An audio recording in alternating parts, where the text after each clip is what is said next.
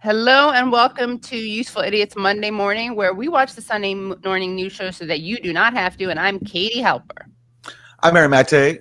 Good Monday morning, everybody. Thank you so much for being here. Always great to start the week with you and some of the most annoying people on corporate TV. That's what we're here to do and make fun of. Our website, as always, is usefulidiotspodcast.com. Go there, support the show, get bonus content.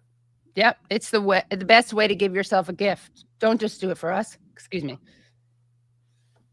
I get emotional when I think about what a great gift it is to give yourself. So apologies for that. What a service it is to humanity. Yes. Exactly. Yeah. Yes. Yeah, exactly. Yes. Yeah. So don't just do it for us, do it for yourself. And of course, another way you can support the show is by giving it a like. That's a free way to support the show, giving it a like and subscribing if you haven't already subscribed, because you don't want to miss these streams or anything that we post. Yeah. But if you just give a thumbs up, like with your physical hand, it doesn't count. You have to actually press the button. That's an important clarification. Very important. If you like the analog thing, you can, of course, in addition to pressing the button, you can do it that way. Yeah. We appreciate that too. Yes. Yes. Or just send us good vibes spiritually. You don't even have to raise your thumb. Right. But only after pressing the thing. Oh, yeah. Okay, let's get to our weekly recap from Meet the Depressed. Good Sunday morning. The nation is at the epicenter of history-making moments here at home and on the global stage. In Washington, business has ground to a halt for the fifth straight day. The government closed, with lawmakers deadlocked over how to reopen it. And in the Middle East, just days before the 2-year anniversary of the October 7th attacks, a potential breakthrough on President Trump's 20-point peace proposal. Hamas agreeing to release all of the hostages and Israel vowing to halt bombing in Gaza. But with key details still lingering. I'm sorry. Where did Israel vow to bomb? Where did Israel vow to halt all bombing in Gaza when even after Trump said Israel must immediately stop bombing Gaza, Israel still kept bombing Gaza, and they still are. So I don't understand where this vow came from. Obviously, if a deal was finalized, then they would stop bombing. But the point is that they're not stopping the bombing at all. It's just like, so I don't know where she's getting that from, but the bombing hasn't stopped. Right. I mean, is that in the deal? Allegedly, is it in the? Isn't that in the 20 point? Yes, if the deal goes through, right. But like Israel hasn't even like pledged.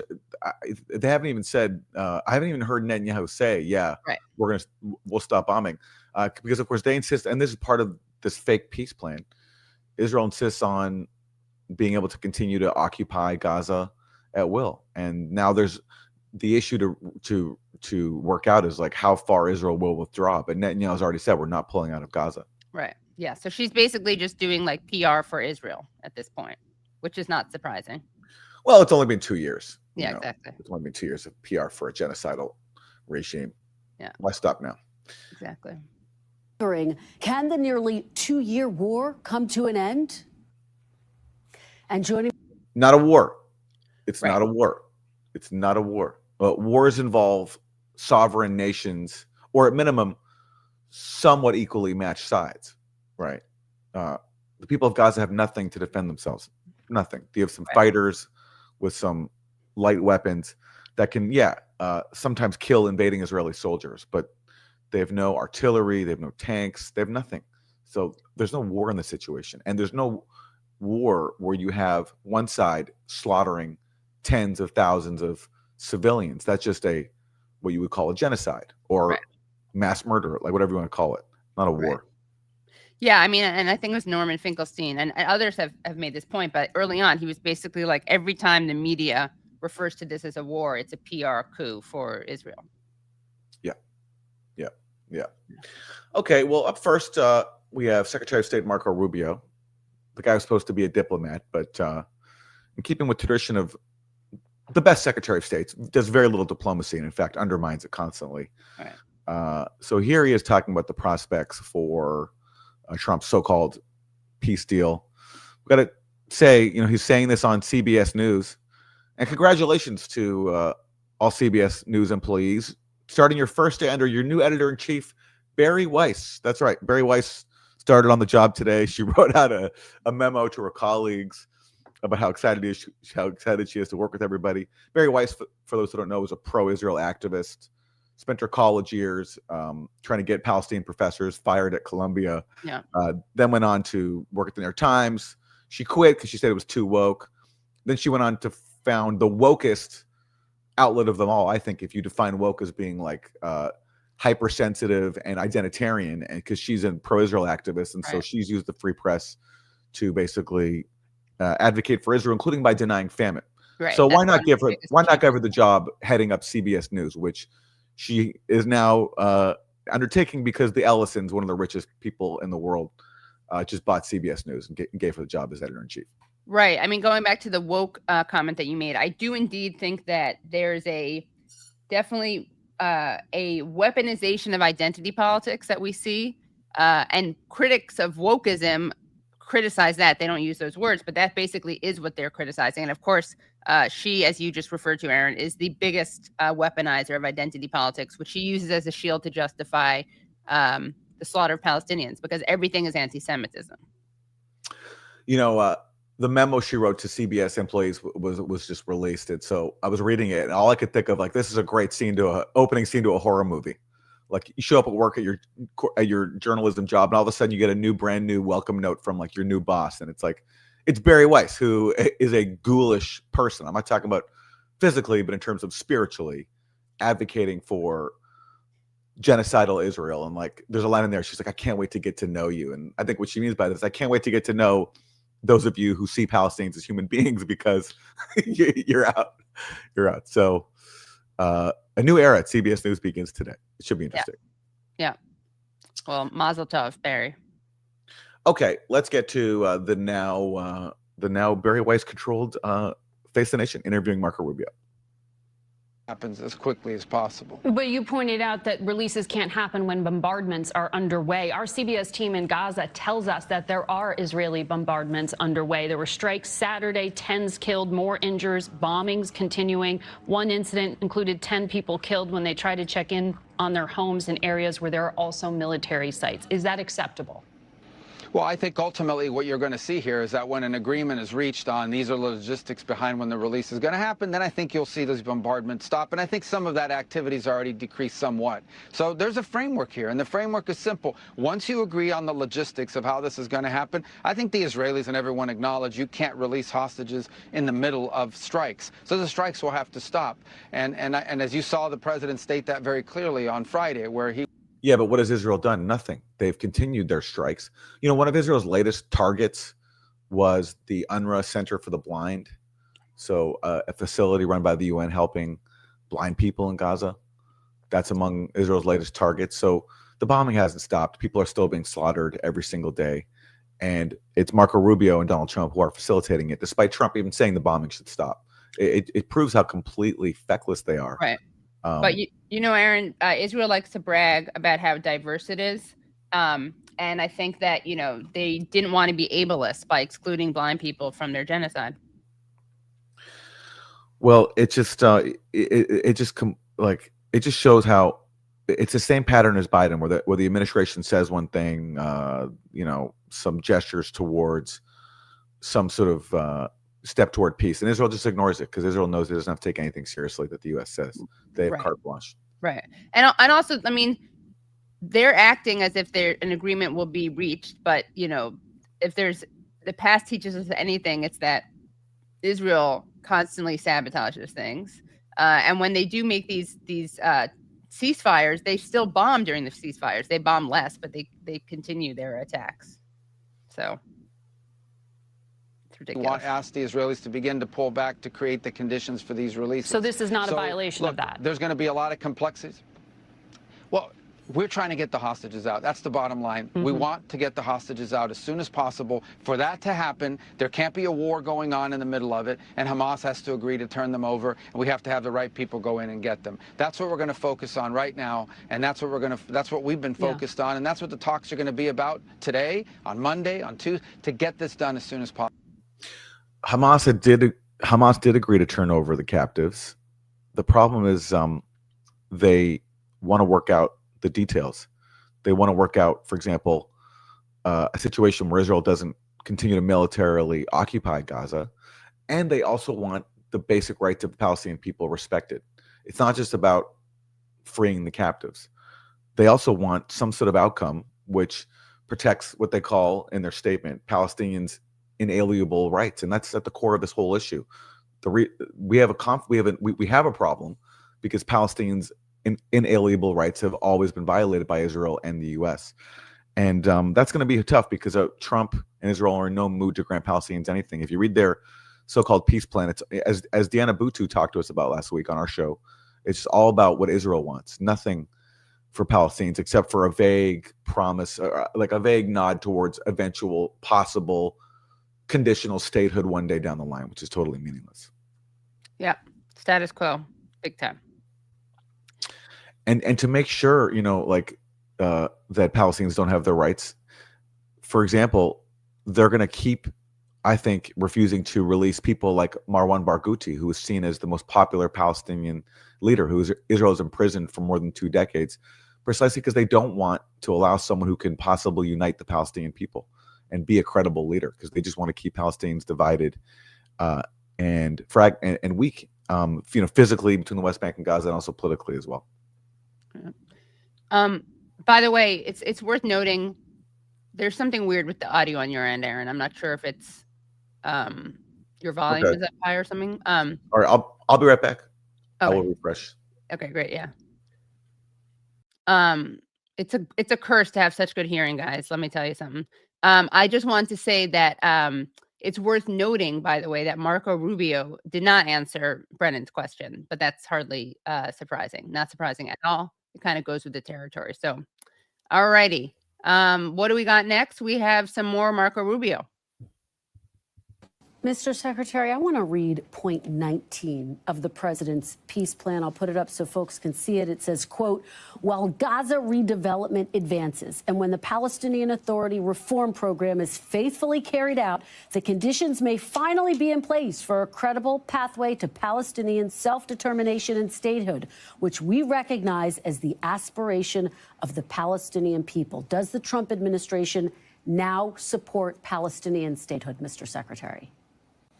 Well, look, first of all, that provision was very important to the countries that signed on with us, and Saudi Arabia, UAE, Qatar, et cetera. They all really, that's a very important point to them. I think the most important point to read out of that is that you have to have somebody to turn it over to, right? Someone that you can hand that over to. We've always said that if there's going to be a two-state solution, it has to be negotiated with Israel. It has to make sure that Israel's security is.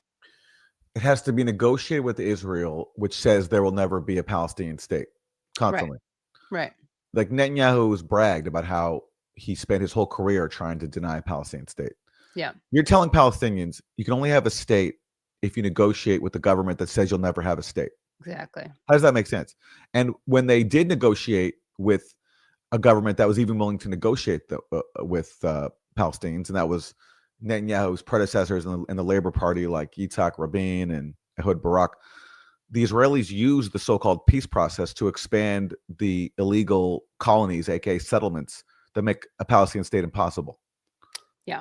So you have to negotiate with people who either say there will never be a Palestinian state or who use the negotiations to undermine a Palestinian state. That's the Palestinian choice. Yes, and it's interesting because the people who Gideon Levy, the great Israeli journalist, very extremely critical of Israel, he used to say that everyone who was for the two-state solution when it was possible is now knows that that's not possible. So all the people who were advocating for the two-state solution were the people who opposed it when it was possible. But now they don't even pay lip service to it, right? Like they used to pay lip service to it, and now they're just openly saying no two-state solution. Which in a way, it's one of the few times when Israel's being honest. So. Baby steps into account. And so I would argue that I wouldn't say this is a new policy position. What I would say is you want to be able to have in Gaza a place. Israel has no interest in governing Gaza. They want to turn it over to somebody, some organization that will govern it, that will not build tunnels and sponsor terrorism and come across the line and kidnap, rape, and murder. There he is repeating the whole rape hoax. Yeah. We've gone through that. That's a complete scam. And it's done precisely because Israel's whole aim is to destroy Gaza, make it unlivable, expel as many people as possible, And when he talks about, people not building tunnels, what he means is people who will not resist in defense of Palestinians' basic rights, which is the right to freedom. That's what Israel's seeking to crush here. And they're trying to find somebody who will rule Gaza, who will help them crush the population, and or at least the population that remains. Because again, like, where are people going to live? More than well over 90% of housing has been destroyed. Infrastructure has been destroyed. Already before October 7th, it was a disaster. The UN was warning before October 7th that Gaza might not even be livable within a few years. So imagine what it's like now. So, Israel doesn't want to rule Gaza. It just wants to leave it in rubble. And it wants to and it does want to occupy parts of it militarily to make sure that there won't be any more resistance to its occupation. Right. I mean, maybe technically, maybe technically Israel is once again kind of telling the truth when it says they don't want to rule Gaza, because they just want it to eventually be Israel. Exactly. Yeah, exactly. All right. Well, let's turn to President let's Trump. just play the very end of that clip. Okay. Sorry. Israelis. That's who they want to turn it over to. And right now that doesn't exist. That has to be built. Yeah. So note that he says that's who they want to turn it over to. That doesn't exist. That has to be built. Saying like basically, the perfect Palestinian organization that doesn't rape and behead and build tunnels. So basically, this is giving us a real clue into what they're going to be doing, which is saying we'd love to hand it over, but it just doesn't exist. This Palestinian organization just doesn't exist. Yeah, they even have in the West Bank a complete collaborator in the Palestinian Authority. But because the Palestinian Authority still insists on doing some performative things, like going to the International Criminal Court or applying for statehood at the UN, then even though they're totally servile to Israel and the US, even the Palestinian Authority can't rule Gaza according to Israel and the Trump administration, because they're just looking for 100% collaboration as opposed to 85%. So disgusting. All right. Well, let's turn to Jake Tapper. He has some exclusive journalism for us that he has. Oh my God, this is amazing. Yeah. Tapper in Washington, where the state of our union is praying for peace. We begin with breaking news. My exclusive. I always think it's weird, Jake Tapper does a State of the Union thing, as if he represents the union. I'd say right. Jake Tapper's. I mean, at least when the president does it in the State of the Union speech, I mean, they are the president. I mean, you can talk about the Electoral College. It's a very divided country, sure, but they have some constituency and they have a mandate. Jake Tapper, I do not think speaks for the union. I think he speaks for a very niche audience of pro-Israel pundits on corporate TV, which is just which doesn't have mass appeal. Yeah, I like the confidence though that goes with that. And he's praying for peace after cheerleading genocide for 2 years. So right. I don't know. Maybe you could have advocated peace and promoted peace for the last 2 years rather than praying for it now after laundering all the propaganda put out by Israel to wage genocide. Just a thought, Jake Tapper, praying for peace. What he means is he's praying for Marco Rubio and Netanyahu's plan to succeed, right. Which is, leave Gaza destroyed, have the captives released, and have Palestinians given absolutely nothing. That's what he's praying for. Yeah. Can we play that from the very beginning? I just want to make sure I didn't miss something. I'm Jake Tapper in Washington, where the state of our union is praying for peace. We begin with breaking news. My exclusive new interview with President Trump on the prospect for a ceasefire deal between Israel and Hamas. Almost 2 years to the day after the brutal Hamas attacks on Israel. It's Hamas, Jake. We're not Israel. If you're in Israel, okay, fine, say Hamas, whatever you do. But yeah. We're in the United States of America, okay? We're not Israel. It's Hamas. Not Hamas. Yeah. Right, yeah. Well, it's also interesting because it's not, I mean, that's it's not, the Palestine, it's not Hamas in Arabic either. But it is, I guess, when the Hebrew with Israel, that's how Israelis say it. Exactly, he's speaking like an Israeli. Right, right, yeah. We're in America. Here, I'm going to be kind of like a nativist, like an America firster, Jake. This is America. Okay, we don't speak like Israelis. It's just it's so arrogant, and speaks to the fact that he's a Jewish supremacist. He is, and that's what he spends his time doing on TV. Well, I think that the irony is that, excuse me, not to get too into the, and by the way, Aaron just did something. Aaron just pulled in America First. Hold on. Sorry about that. Aaron, you're an America firster, which means that this is the first time you've expressed your America first position. Historic moment. America firster. America firster. That was my America firster moment. Yes, that's right. So great. Also, the irony is that the ch sound comes from Yiddish, which is, of course, a language that Israel did not allow to be spoken there because they have such disdain for the diaspora Jewish population, and they had to create the new Jew. But they bring it into their pronunciation. Well, Jake Tapper, the conversations that he sparks just by being a Jewish supremacist activist on corporate TV. Maybe he's a closeted Yiddishist. Israel, as the president sends out a negotiation. Oh wait, one thing that we forgot. We got to comment on this. Hold on. As the president sends. Almost 2 years to the day after the brutal Hamas attacks on Israel. As the president said. So remember, history just started on October 7th, right? Yes.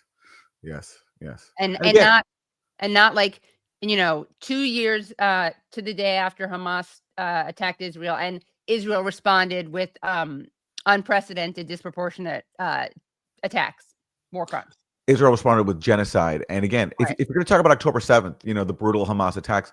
Right. And you're talking about the people killed. You also got to acknowledge that Israel killed some of its own people on October 7th. Right. The Hannibal exactly. Direct. Yeah. Like if this was the worst massacre of Jews since the Holocaust, as people like Jake Tapper love to say, then Israel was complicit in that massacre because Israel killed its own people because, as we've covered a lot, exactly, under the Hannibal Directive, Israel would rather kill its own people than let them be taken captive by Hamas, because that would then obligate them to negotiate with Hamas, which they don't want to do, and they don't want to have to release the Palestinian hostages that they hold by the thousands upon thousands in Israeli prisons. Right, exactly. I mean, it would have been amazing, and it is genocide. When I offered him in a way he could have said it that included war crimes, that's because I have no expectation he would ever say genocide. I was just kind of showing examples of, even for someone who won't call it genocide, you could actually describe what Israel was doing. But it would be interesting if someone was like, I don't remember the date that it was that Yoav Gallant said no water, no food. We're going to treat them like no electricity. They're human animals and they're going to be treated as such. Someone should find out what day that was. I think it may have been the day after, because that's another anniversary they should be marking. Absolutely. Out a negotiating team to try to hammer out the details of this deal in which Hamas has agreed to return the Israeli hostages, but several points remain quite unresolved. The president answered my questions on text about his hopes for this nascent deal. I asked him, what happens if Hamas insists on staying in power in Gaza? The president said, complete obliteration.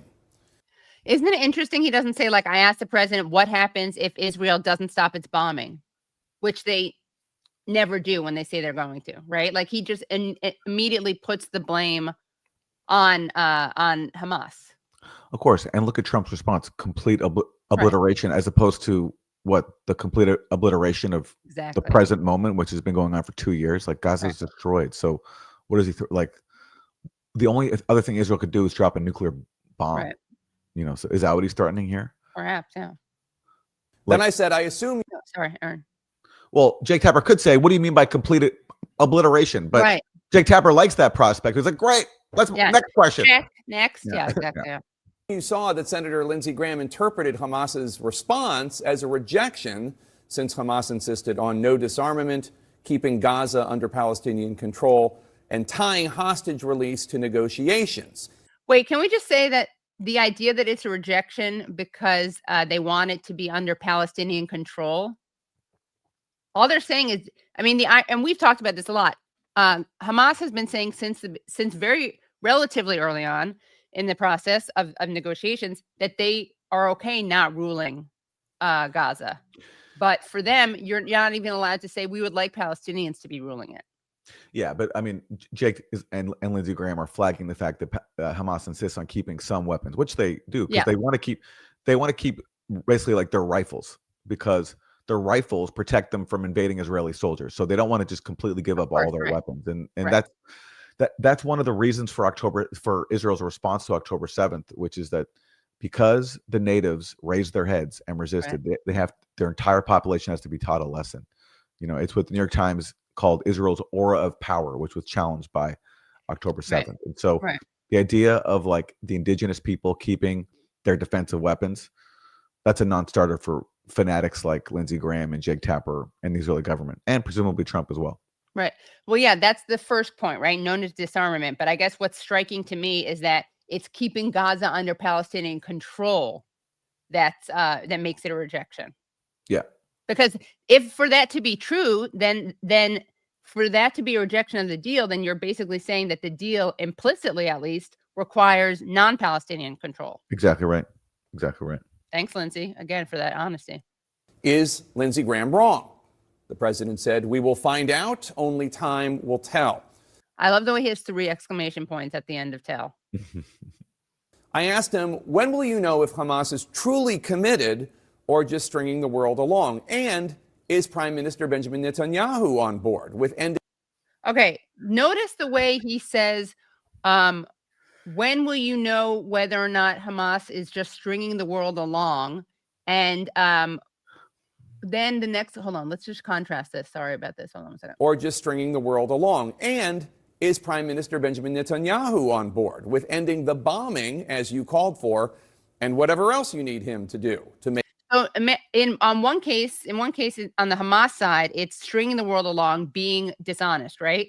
On the Netanyahu side, it's not about being dishonest or stringing anyone along. It's about whether or not he's on board, right? So like just the subtle ways that he's injecting asymmetry. There is asymmetry in terms of genocide versus receive, like, you know, imposing genocide versus receiving it. But the honesty asymmetry is just shocking. And it's just these subtle ways that he builds it into it. Yeah. Make this peace proposal a reality.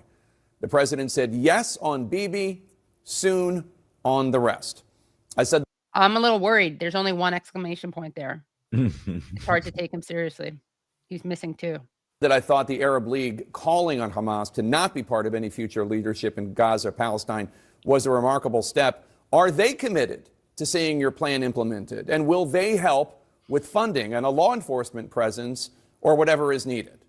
Oh, a law enforcement presence. So what he means by that is a dystopian future where the people of Gaza are living in like at least those who remain are living in tents, making the concentration camp of Gaza just even more dystopian and horrific, and being policed by collaborator forces. That's what he means by a law enforcement presence. He wants, and these people are they're so entitled and so arrogant that they just expect the compliant Gulf states to pay for everything. Right. Will they help with funding? So will they pay for your dystopian concentration camp in Gaza? That's what Jake Tapper's asking. Also, yeah, and isn't this interesting? Again, Tapper says, I thought the Arab League calling on Hamas to not be part of any future leadership in Gaza, Palestine, a remarkable step. So again, he's just putting his opinions into this. He's so happy. He sees this as yay, Arabs against Hamas. Yay, it's so remarkable. I mean, you can just see how he's excited about this and sees it that way. Really disgusting. But also, I'm really worried about this because I hope 1 exclamation point and working hard, no exclamation points. So how hard is he really working? I said I hoped peace would become a reality. The president said, I hope, and that he was working hard. So again, Jake Tapper is playing the outright activist there. I hope your vision for peace becomes a reality. And again, Trump's vision for peace is predicated on granting the Palestinians absolutely nothing and enforcing Israeli occupation over them in Gaza and also over the West Bank, which his peace plan says absolutely nothing about the West Bank, because Palestinians there are just expected to live under perpetual and expanding Israeli occupation with fanatical settlers, quote unquote, fanatic Jewish supremacists from places like Brooklyn taking over their land and terrorizing them. That's Trump's vision for peace that Jake Tapper endorses. Right. And also, as Diana Boutou explained in our interview with her, the wonderful Diana Boutou, Palestinian lawyer, she explained that even if all of this goes through, what they're being offered is not peace. It's not self-determination, right? It's it's living under Israeli control. So even the plan, if it goes through, is not peace. And last thing I want to say, it's so rich that he talks about Hamas stringing the world along. I mean, everyone, not everyone, but even the New York Times and Israeli media have acknowledged that it's Netanyahu stringing the world along and refusing to make deals and sabotaging deals every chance he gets. Netanyahu, along with the Biden administration and Trump administration. Yes. For example, like remember back when Witkoff negotiated that deal with Hamas to free the Israeli-American soldier Idan Alexander, and Witkoff was like, "Yeah, if you do this as a goodwill gesture, we'll make sure that more aid gets into Gaza." And of course, they completely reneged on that. Right. And they've all been, and Trump has been saying for months, "Oh, we're so close to a deal. We're so close. We're so close."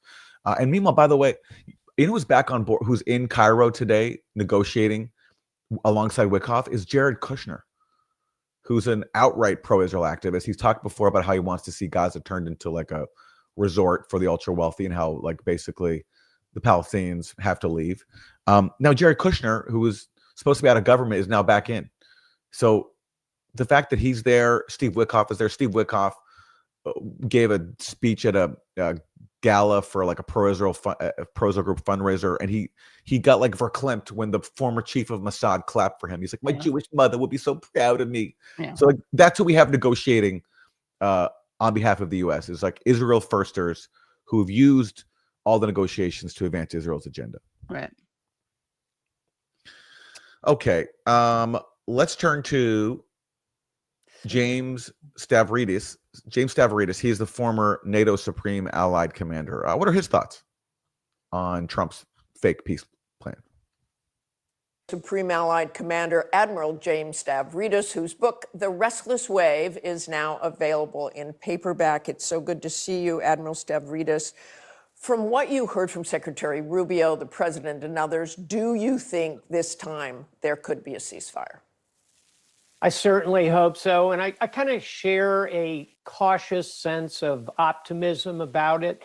Although, gosh, Martha, we've seen this now for almost a year, kind of a loop of peanuts, Lucy with the football. Hamas pulls it away at the last minute. Look, I'll give you Hamas has repeatedly just had one position, which is basically we'll release all the captives if you stop the genocide. That's their position. So this idea that they pulled away at the last minute, there were talks over the summer. One of the mediators said that Hamas had agreed to like 98% of everything that Trump was demanding. Right. It was Israel that again kept changing the terms. This happened under Biden too. He talks about this pattern over the last year. Lucy with the foot, like Lucy with the football, like that hackneyed analogy. Right. It's always Israel changing the terms that it previously agreed to, and the U.S., whether it's Biden or Trump, covering it up. That's the pattern. Yeah, it really is. Well, I mean, not to sound corny or like a broken record, but it really is. It's like up is down, down is up, blue is green, whatever. Just the total inversion. And by the way, these people love these like football analogies. Like, JD Vance, I think we recently had this on one of our shows. Like, he's like, we're on the 1 yard line, but we're like, no, you're nowhere. You're just committing genocide, and you're lying about having a peace deal that's going to solve anything, when really it's just trying to perpetuate Israeli aggression. Right. Okay. And by the way, speaking of solving things, I have a problem that I need you guys watching to solve, which is that we have just under half of you guys have liked it. And I know that half of you aren't hate watching. So guys, give a thumbs up. Again, if you want to do it that way, fine, but only after you've done it, you've actually clicked. So by the end of this clip, I want to see us at 1,000 likes. All right. Or I'm going to be angry, and I'm going to take away the football. All right. Yeah, we've done extensive polling and biometric surveillance of our audience, and our figures all repeatedly show that our hate watch audience is about it's about 49%, but it's not 50%. So so the 51% of you who are not hate watching, please give it a like. Yeah, please give it a like. Yes. Okay.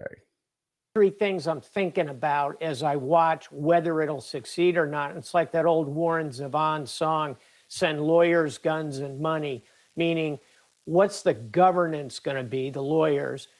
I do love when people make like niche references that no one will get. Like most people aren't going to know the Warren Zevon song, Lawyers, Guns, and Money. But hey, I like it. That's what he likes. Yeah.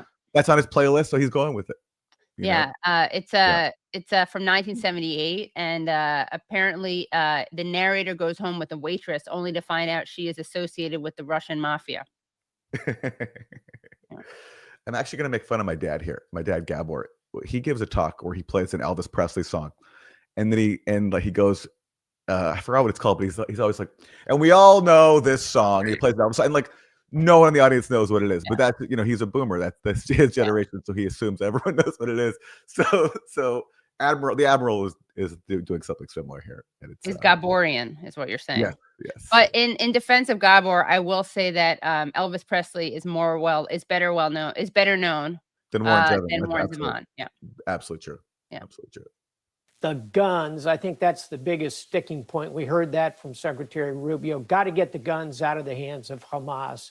And money, who's going to pay for it? Those are the three things I'm really watching. But yeah, I'm very cautiously optimistic.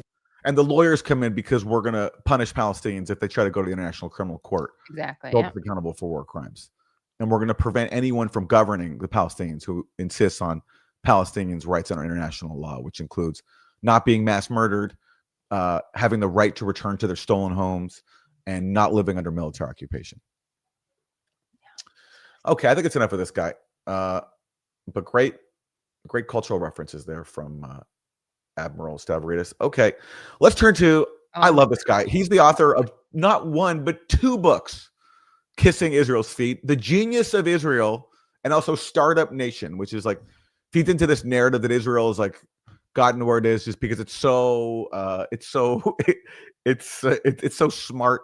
It harnesses the power of its people, not because it stole Palestinians' land, stole their culture, and committed ethnic cleansing in its founding and now genocide. So anyway, his name is Dan Senner, and here he is with his thoughts.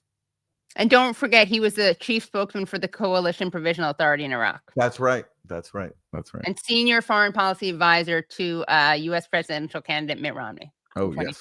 What a resume. Questions on that. Does this give enough to Saudi Arabia for normalization, or do they need more in terms of some commitment to a Palestinian state? I think they have always needed some expression of a path to statehood. There's language in this 20-point deal that talks about path to statehood. If Israel is serious about working with this stabilization group that's going to come in with these Arab countries and with non-Hamas Palestinians to help develop some kind of Palestinian technocratic class to work in Gaza, I think that's probably sufficient for Saudi. I think the real question... Again, we talked about some kind of technocratic class, Palestinian class in Gaza. It's great you pointed out that he was the spokesperson for the Coalition Provisional Authority in Iraq, because that's what he's talking about. It's just finding collaborators who will help the enlightened rulers of the region, which is Israel and the U.S., police the population, right, and subjugate them. That's what he's talking about. Yeah, it really is incredible to hear this technocrat. I mean, and Rubio in clips that we didn't show today, Rubio also embraces the term. I mean, they're very on message with the technocrats. Yeah. Imagine writing a book called The Genius of Israel. Then being asked to come on to talk about it. Yeah, like the genius of not objectively talk about Israel. Yeah. The genius of Nazi Germany. Right. It's just so, it's so offensive. Imagine having on a guest who had written a book called like The Genius of Palestine or something. Like, when hell freezes over, would mainstream media have on a guest who had ever written something like that? But you're allowed to write on Israel. He also went to, I don't know what degree he got, but he did attend Hebrew University. And this is also amazing. Ready? His wife, Campbell Brown, people may recognize her because she was co-anchor of NBC's news program Weekend Today. And then she also had a show called Campbell Brown on CNN. But she also, she was head of global media partnerships, guess where, at Meta. Okay. Yeah. Well, again, it's so wonderful that our tech overlords are so diverse in their activism for Israel. It's just everyone's involved. People with broadcast experience, people with pro-Israel activism experience. Everyone's in there. making sure that like we can't share images of dead Palestinian civilians on social media. And that's the genius of Israel. And that's the genius of Israel. And that's why it's such a scrappy startup nation, is that like it also helps censor people around the world who are appalled at its atrocities. That's the real genius of Israel. Right. Yeah. Okay. Yeah. Let's hear more from you. Also, one other thing I want to, she's really into school choice. So charter schools. So she likes to undermine public education. Question here is, we've heard a lot over the last 2 years, really over the last few months, that this is a genocide, which I obviously strongly dispute. But I think the first moral obligation for anyone who has been calling this a genocide for the last 2 years is there's now an opportunity to quote unquote, stop the genocide. So why anyone is not rushing to embrace the deal that would quote unquote stop the genocide, to me, either reveals that you were never serious that this was a genocide. It was just a political argument to use against Israel. And I think that the Saudis and others knew it wasn't a genocide, and they actually do want stability, and they want some semblance of statehood for Palestinians. I was called statehood minus. They recognize there has to be some security limitations in terms I love that. of what a Palestinian government could do in Gaza. Again, we're seeing so much honesty on this episode. Statehood minus. He doesn't even pretend that statehood is on the table. It's statehood minus. Well, said pretty much the exact same thing as Yitzhak Rabin, who was the architect of the so-called peace process, where he said right before he was assassinated, right, by an Israeli who had been incited by people like Netanyahu, because for Netanyahu, even offering Palestinians less than a state, which is what Rabin said. Rabin said, we're giving Palestinians less than a state. Even that was giving Palestinians too much in the eyes of Netanyahu, who would call Rabin a traitor and incited his murder. But Rabin would say that we're giving them less than a state. He said that in a speech right before he was assassinated, actually 20 years ago, next month, if I'm not mistaken. So 20 years since Netanyahu incited the murder of Yitzhak Rabin for doing exactly what Dan Senor is advocating now, giving Palestinians less than a state, which in Netanyahu's eyes was even too generous to Palestinians. So, his point there about genocide, like, if you think it's a genocide, why would you oppose a peace plan to stop it? Well, what if the so-called peace plan does nothing to stop or does not guarantee an end to the genocide, right? And preserves Israel's self-declared right to militarily occupy Gaza and kill people, and does nothing to safeguard Palestinians' rights to protect them from a state that is bent on ethnic cleansing. So it's just such a cynical point he's trying to make there. They're basically saying that because Israel is committing genocide, you should accept whatever is on the table, even if it means allowing for a future for the genocide to pick up down the line. Right. And also, I like the way there's no evidence that Saudi Arabia doesn't consider this genocide, but like, we're supposed to take Saudi Arabia's opinion on this. Well, we do have the let's see, what is it? The International Association of Genocide Scholars. We also have the UN. We have people like Omer Bartov, one of the world's leading scholars of the Holocaust and genocide, who happens to be an Israeli. He says it's genocide. Israeli American Ross Siegel says it's genocide. Amnesty International, Human Rights Watch. But Stan Senor and Saudi Arabia know more than all those people and organizations when it comes to genocide. Like, what Saudi Arabia has genocide dar. Again, I don't even see any evidence that they don't think it's genocide. But what an absurd metric to look at this through. We should say too, by the way, that Israel is still holding hostage dozens, hundreds, I think at this point, people from the global Samud flotilla that it kidnapped, holding them in horrible conditions, taking away people's medication, including people who are elderly and need the medication to survive. And that got zero attention this week on the Sunday morning news shows. Like, whatever, just like Israel kidnapping people from more than 40 countries, holding them hostage, terrible conditions, in overcrowded, unsanitary cells, whatever. Nothing to see here. Nothing to see. And also, apparently, they made Greta Thunberg kiss an Israeli flag, wrapped her in an Israeli flag. Well, I wouldn't be surprised. So sadistic. I wouldn't be surprised. And one of the prisons where they're being held is the prison where the editor of The Atlantic, Jeffrey Goldberg, worked as an Israeli prison guard. Oh, he So- must love that stroll down memory lane. Yeah, so much symbolism here. Right. God. Okay. Well, for a palate cleanser, look, a rare thing happened on the Sunday morning news shows. They let We call that a Palestinian- pal cleanser. It's a Palestinian palate cleanser. Exactly. Yes, that's yes. Yes. And they let a Palestinian speak. And that is Deanna Buttu, who was on Useful Idiots last week. So let's hear. Obviously, I just want to interject that obviously Fareed Zakaria is a fan of Useful Idiots, or maybe not a fan. Maybe he hate watches us. And Fareed, if you're watching right now, hi. And he was inspired by our booking of Deanna. He's sending a signal. He wants us to stop making fun of him, and he's hoping that this olive branch by interviewing one of our favorite guests will do it. Sorry, Fareed. Sorry, No. Fareed. No pass for you. No pass. No pass for you. Okay. Here's Deanna Buttu. Hold elections. But there's a bigger issue here. This isn't just about elections. This is about freedom. And there's nothing in this plan that is guaranteeing Palestinians their freedom. Palestinians now have been living under Israeli military rule, and there's nothing in this plan or in any plan that is guaranteeing that yoke of occupation, that those chains are going to ever become free. Israel said as much. Just the other day, Netanyahu said that they're never going to pull out of the Gaza Strip. And time and again, Netanyahu said that there will never be a Palestinian state. So on what basis is it that we're constantly demanding that Palestinians somehow choose different leaders, when at the end of the day, all that you're doing is constantly subjugating Palestinians? It's time now for Palestinians to be given their freedom. We have a right to be free. It's not a right that Israel gets to choose our leaders or the United States. It's our right.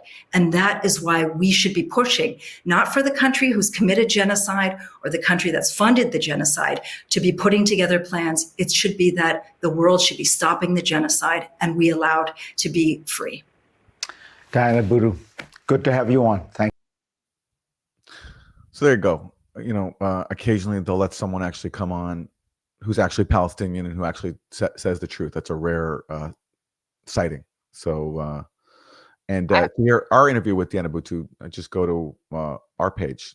We spoke to her last week. Yeah. I mean, I hope if Fareed Zakaria loses his job, we'll know why.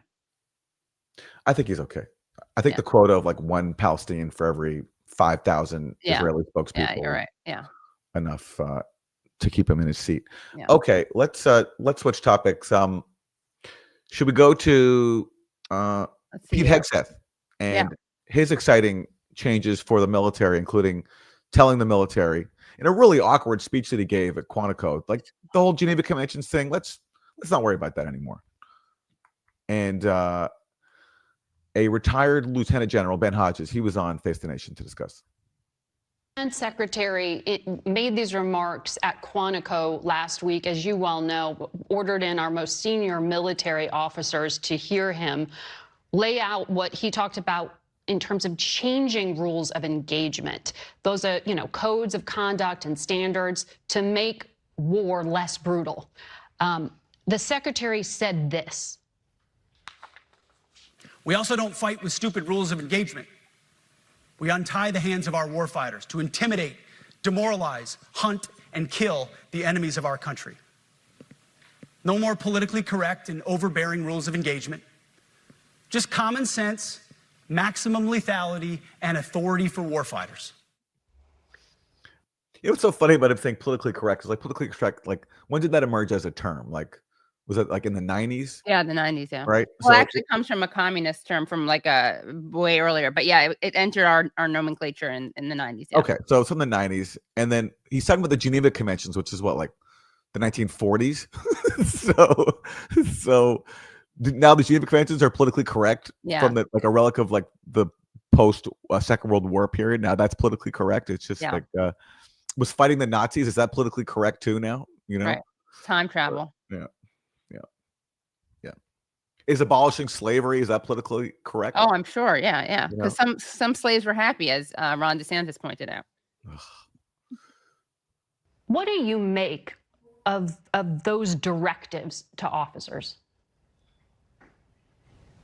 Well, that's not going to help anybody accomplish their mission. I mean, when you think about the missions that we had in Afghanistan, for example, and I think that's where some of his experience comes from, it was to protect Afghan civilians so that they could reestablish government and secure themselves.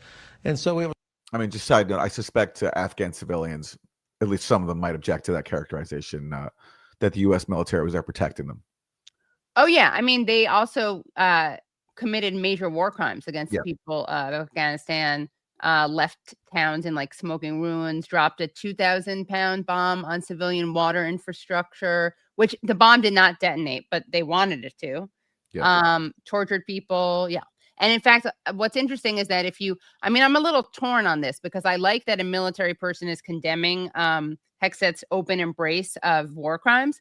But it built into his condemnation is, of course, a total whitewashing of the U.S. military, making it seem like this is totally a total departure when we know that it's not a total departure. I agree that there is a difference between committing war crimes and encouraging people to commit war crimes, as in like, well, again, maybe he's just being honest about it. But highly recommend, by the way, Seth Harp and his book Fort Bragg Cartel, because he exposes a lot of these a lot of examples of the lack of rules of engagement for America's fighters, especially in Afghanistan.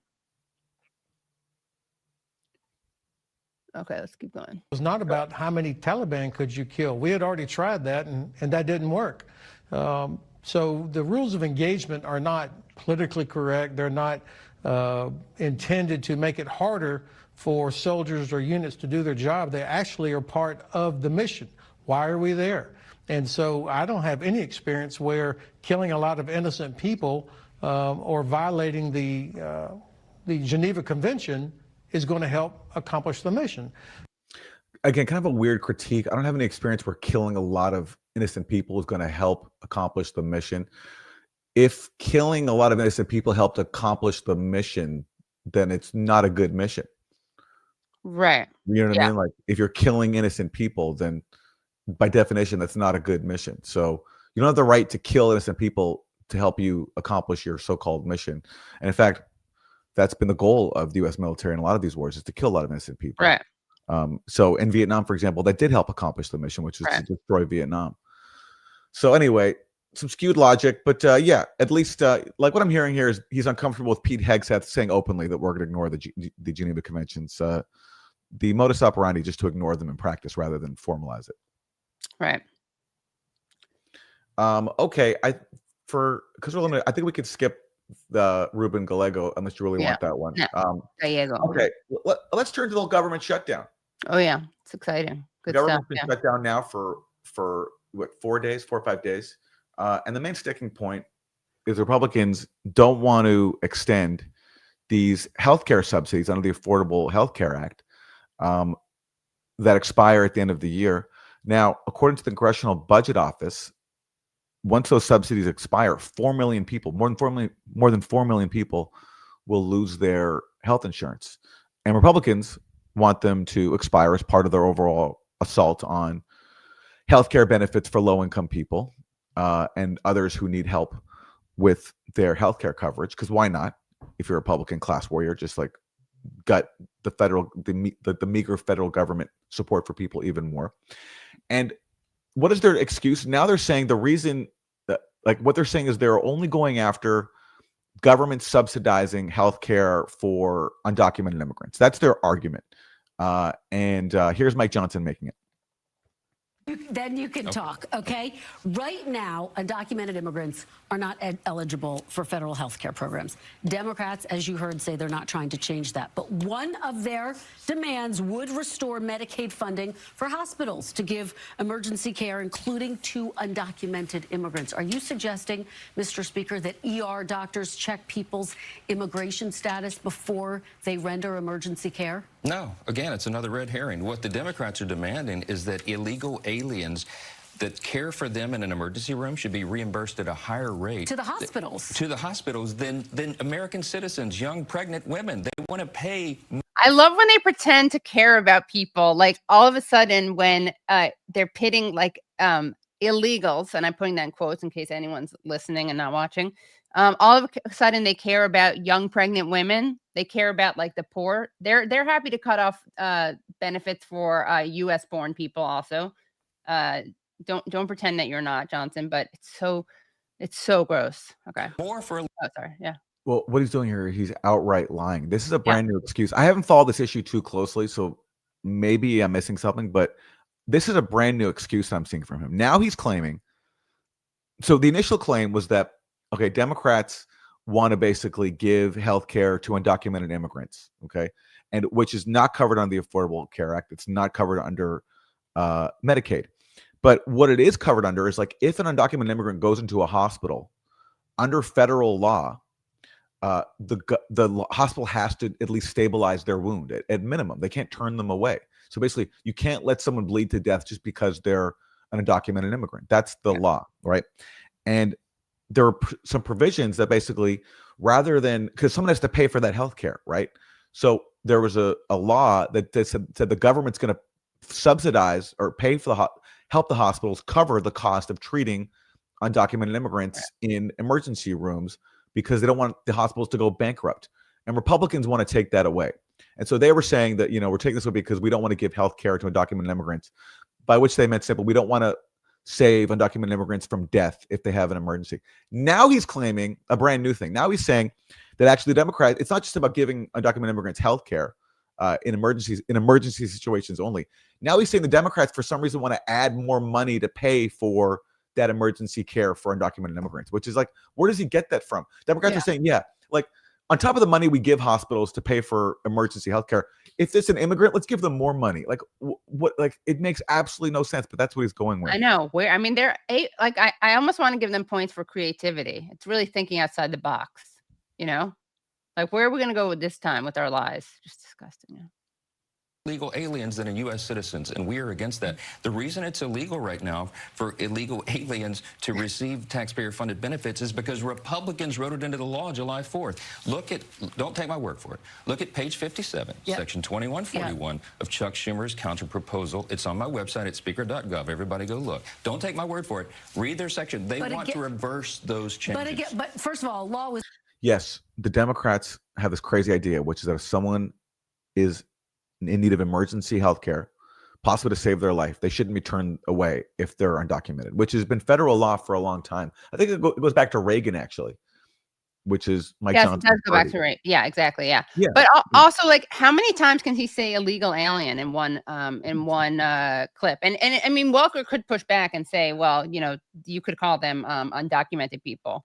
Why do you have to call them illegal aliens? But that's way too much to expect from them. But when we're done, I'm going to say something really scary about what actually does happen to undocumented people. And then also like benefits, like so getting emergency health care if you're in need of it is now a benefit. It's like the way he talks, it's like these people are just collecting a check every month as opposed to like having their lives saved if they need to have their lives saved. Yeah. Not to mention, and again, I mean, some people don't like this framing because it reduces everything to economics, but undocumented people put more into our coffers than they take out. They pay into Social Security if they're undocumented, but they don't take out, so they don't get Social Security.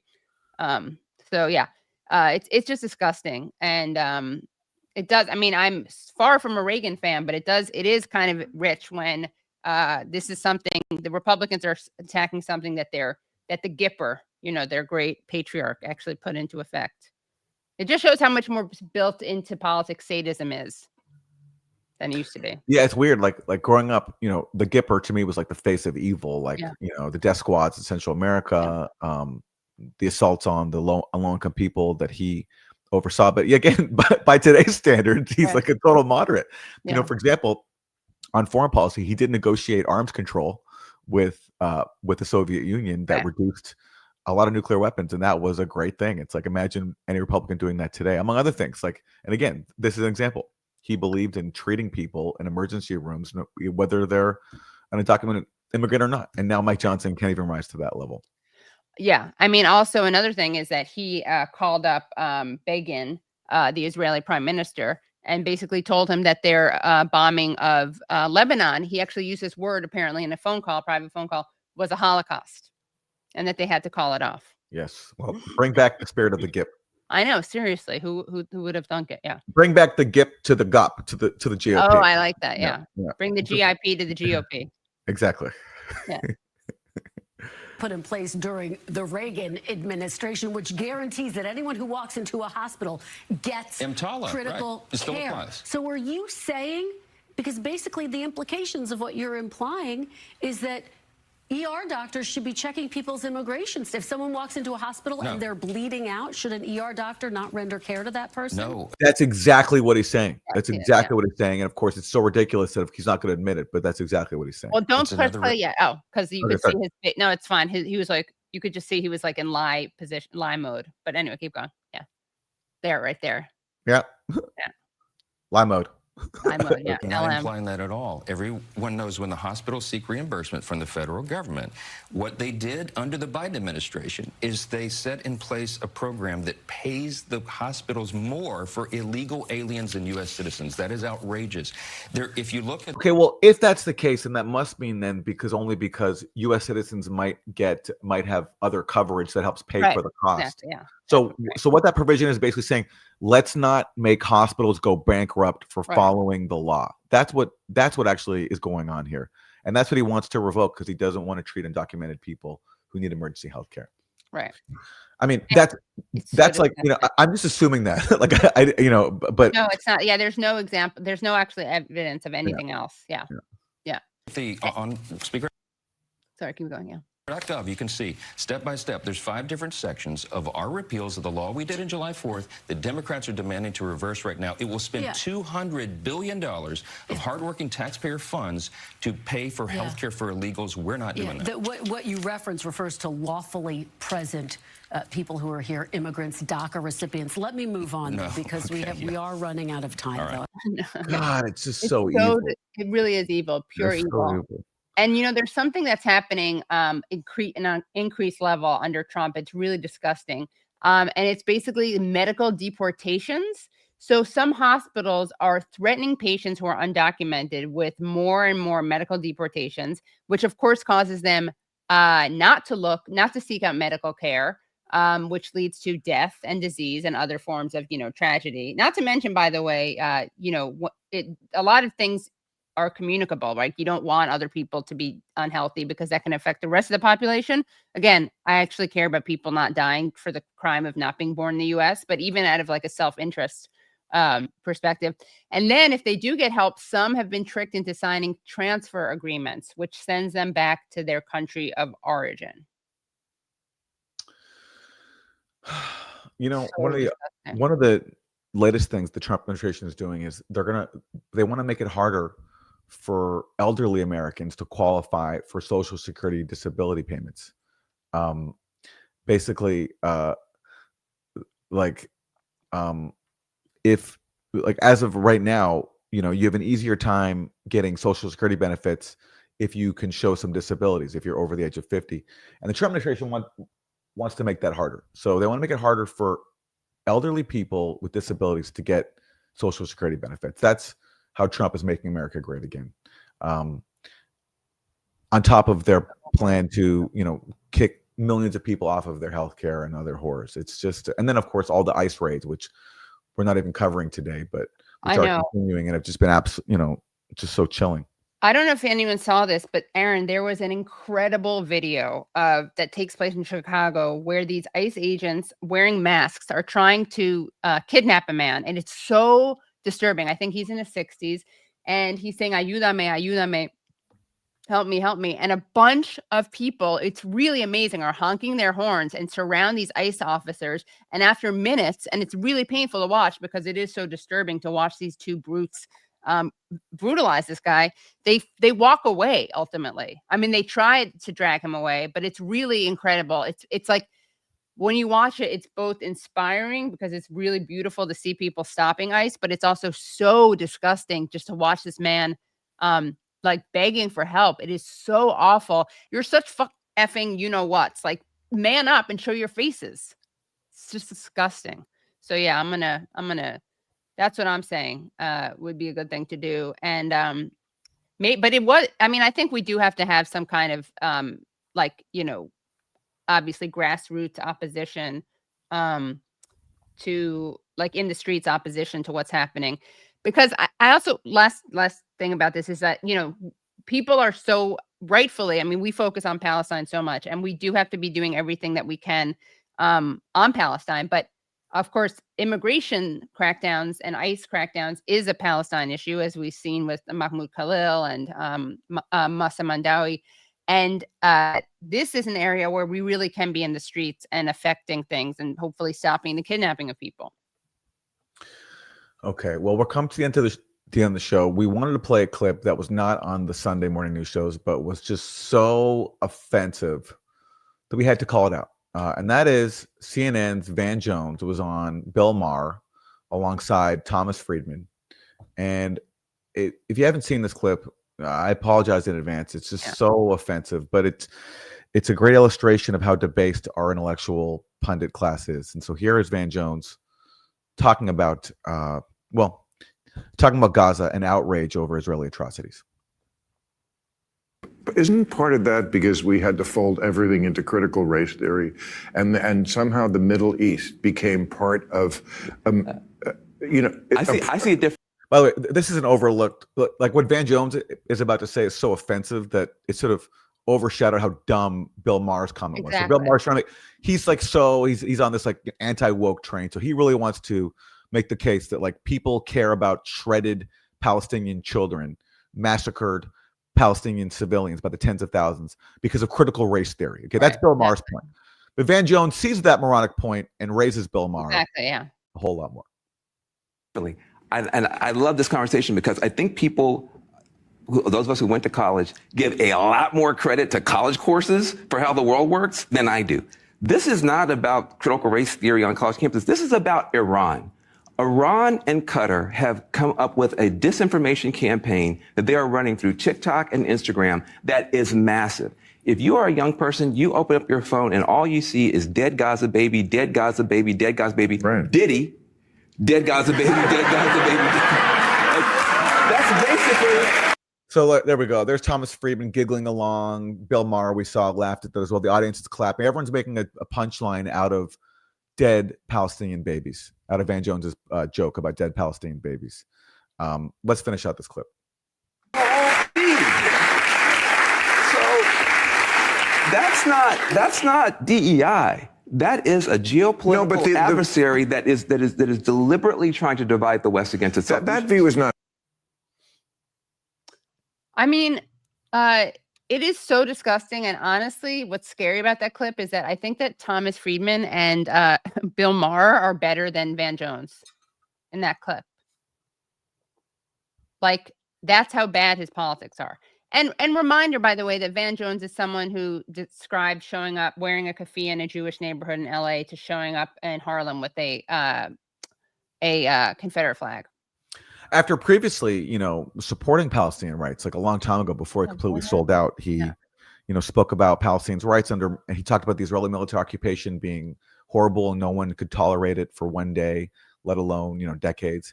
And now he's completely flipped and is making jokes out of images of dead Palestinian babies.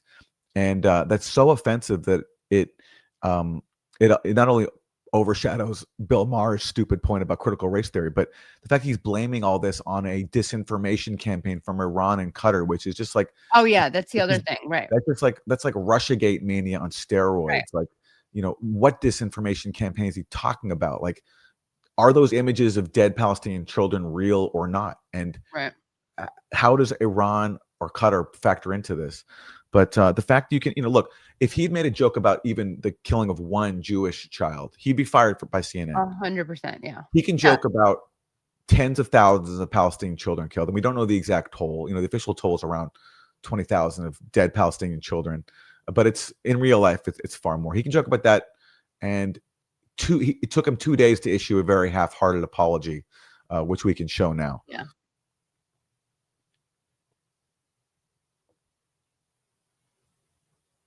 I made a comment on Real Time with Bill Maher about the war in Gaza that was insensitive and hurtful. I apologize.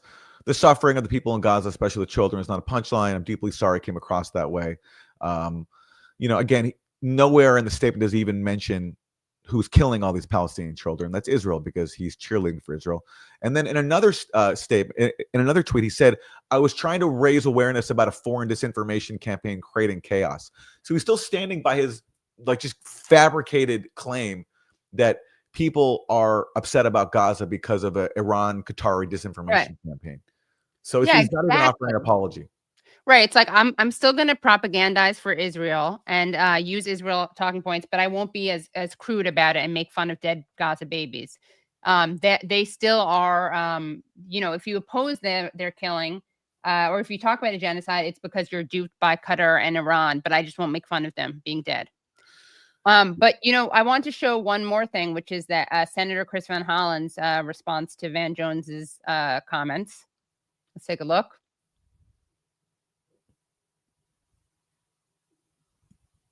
I'm glad Van Jones apologized for his sick joking about dead kids in Gaza, but the problem goes deeper. He spread Netanyahu propaganda that the mass killings of civilians in Gaza, including 20,000 more kids, is Iranian fake news. It is not the students and young people who are fooled. It's Van Jones. Except my one problem with that is that I don't think he's fooled. I think he knows what he's doing and he's lying. And who knows where he's getting money from. And it's not, and just go back. I know it's not just Netanyahu, right? It's not just Netanyahu, it's Israel. Right. It's Israel, He's doing the Bernie Sanders thing, which is pretending that the problem is Netanyahu when it's Israel. It's the entire political spectrum. The entire political spectrum in Israel supports Netanyahu. So it's not Netanyahu, it's Israel. Right. But it is good to actually, it's very brave, honestly. It shouldn't be, but it's kind of brave to say, like, it's not Iranian fake news, because that's something that's so tempting for people to attribute things to. Yeah, listen, Senator Chris Van Hollen has taken a much more principled stance than pretty much everyone else in the Senate. And that's not easy to do if you're a senator, especially. So he deserves credit for the stances he's taken. And I hope he runs for president. Yeah, me too. Yeah. That would show in the Democratic field some genuine debate and, a reflection of where the base is at in the Democratic Party, which is repulsed by Israel. Yeah. Yeah. And he's also very good on immigration. So he's great on Palestine stuff and immigration stuff, and much more principled and brave, like you just said, than most are. All right. Well, speaking of principled and brave, that's Useful Idiots Monday morning. Yeah. Yes. The most principled and brave Monday morning recap, the most principled and brave Sunday morning recap show on Monday morning. And also, can I talk about who's coming on my show tomorrow? Yeah. Okay, so it's going to be amazing lineup. Suzanne Abu Hawa, the great novelist, author of several books, including Mournings and Janine, which is a great book that I really recommend. And also John Mearsheimer. So that's at 7 p.m. Tuesday at youtube.com/The Katie Halper Show. All right. That's Monday morning. Thank you so much for tuning in. Our website is usefulidiotspodcast.com. Go there to support the show and get bonus content. Thanks for watching. Thanks for listening. We'll see you next time. Bye, everyone.